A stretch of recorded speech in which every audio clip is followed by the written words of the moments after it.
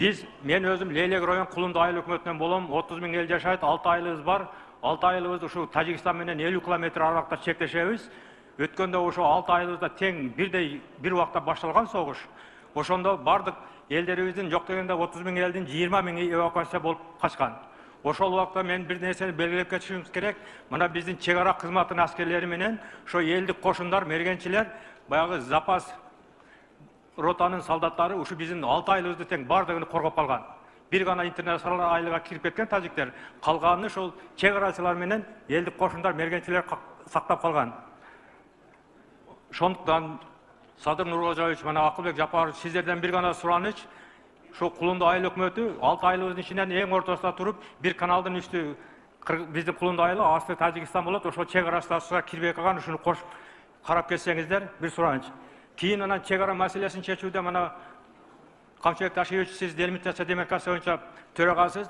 Биздин Leylek район ылдыйкы зонасында 50 000 жашаган калк 4 айыл өкмөттүн ортосунда бир гана стратегический объектибиз бар. Бул Сай участкасы, аны жакшы билесиз. Ошол жерди чечүүдө бир элдин сунушуну көңүлгө алып койсоңуздар, жакшы варианттар бар. Ал жер тажиктер үчүн да, биз үчүн да аябай стратегический объект болуп эсептелинет.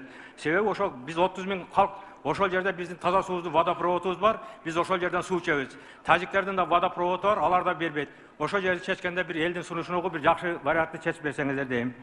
Кийин мына миграция боюнча болуп атат сөздөр, башкалар болуп атат.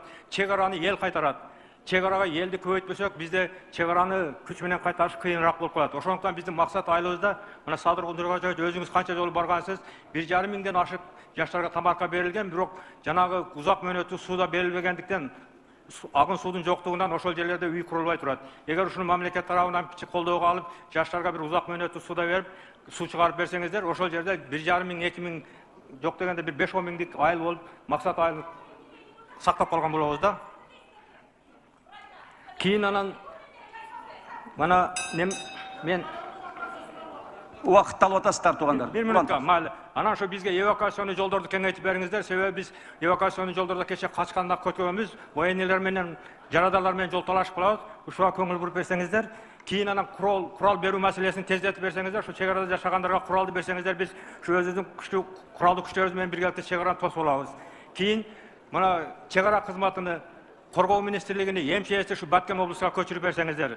Биз Кудай кааласа ушу Кулунду айыл өкмөтүнүн, Жаңы Жер айыл өкмөтүнүн элдери ушу Кыргызстандын чегини колдоп, коргоп, сиздердин тынч жатышыңыздарга жакшы шарт түзүүгө салымыбызды кошобуз деп ишендирип кетемин. Рахмат сиздерге көңүл бурган.